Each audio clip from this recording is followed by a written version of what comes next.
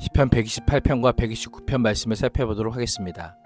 복이 있도다라고 시작하는 시편 128편은 여호와를 경외하는 사람의 복된 삶을 찬양합니다. 129편은 감사와 탄식이 어우러져 괴로웠던 시절을 회상하고 의로우신 하나님의 행적을 찬양하며 이스라엘 대적을 물리치신 하나님을 노래합니다. 시편 128편 1절에서 6절은 여호와의 길을 걷는 자의 복입니다. 128편의 표제어는 성전에 올라가는 노래입니다. 이스라엘 백성들은 성전에 올라가는 노래를 부르며 참된 복이 무엇인지 깨닫게 됩니다. 1절을 직역하면 복되어라 여호와를 경외하며 그의 길을 걷는 어느 누구나입니다. 어떻게 하면 복을 받을 수 있을까에 대한 방법과 조건을 알려주는 것이 아니라 이 사람은 정말 행복한 사람이구나, 복받은 사람이구나라고 감탄하고 있습니다. 누가 행복한 사람일까요? 여호와를 경외하는 자입니다. 직역하면 여호와를 두려워하는 자라면 누구나입니다. 두려워하다라는 것은 공포스러운 대상에 대한 감정적인 반응이 아니라 인격적인 존경과 경외는 물론 의로운 행동이나 경건, 예배까지 포함합니다. 하나님을 인생의 주인으로 모시고 하나님을 높이고 하나님에 따라 의롭고 경건한 삶을 사는 자가 행복한 사람임을 알려주고 있습니다. 하나님께서는 이스라엘이 하나님과 맺은 언약에 충실할 때 복을 주시겠다라고 약속하셨습니다. 그 언약의 조건이 바로 율법의 말씀, 즉 도입니다.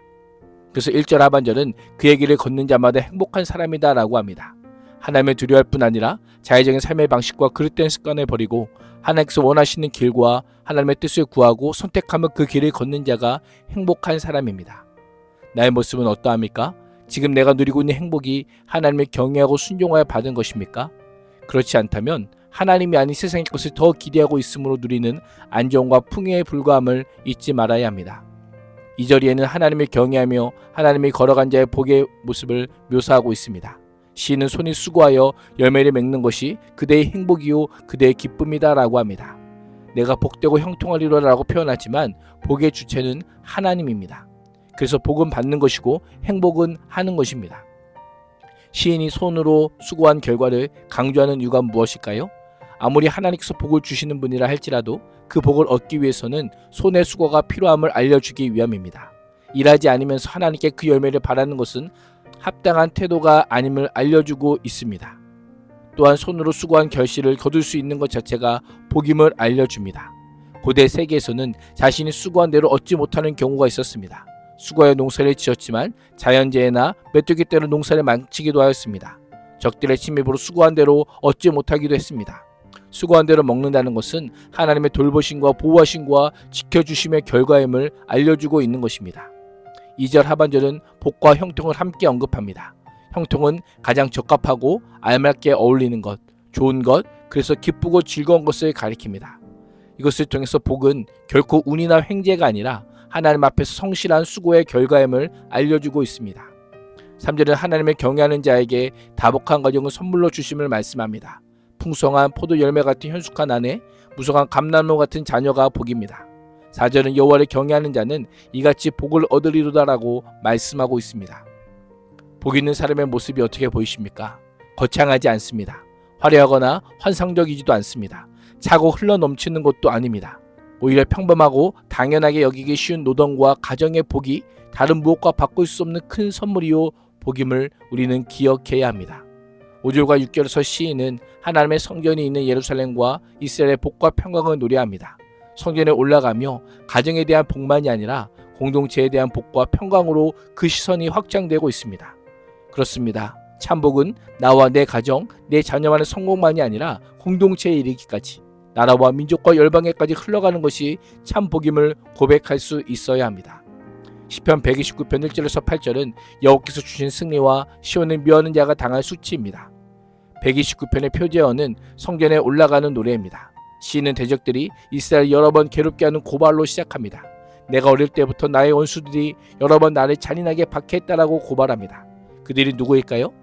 누구인지 특정되진 않았지만 괴롭게 하다라는 동사 자체가 시편에서 원수를 나타내는 표현이기에 이스라엘을 수없이 괴롭혔던 주변의 대적자들을 가리킵니다. 시인은 내가 어릴 때부터 여러 번 괴롭혔다라고 한 표현을 반복함으로 자신의 고통이 얼마나 컸는지를 나타내고 있습니다. 이스라엘 대적자들에게 얼마나 많은 압제와 고난을 당하였는지 이스라엘 역사는 고난의 역사라 해도 과언이 아닙니다.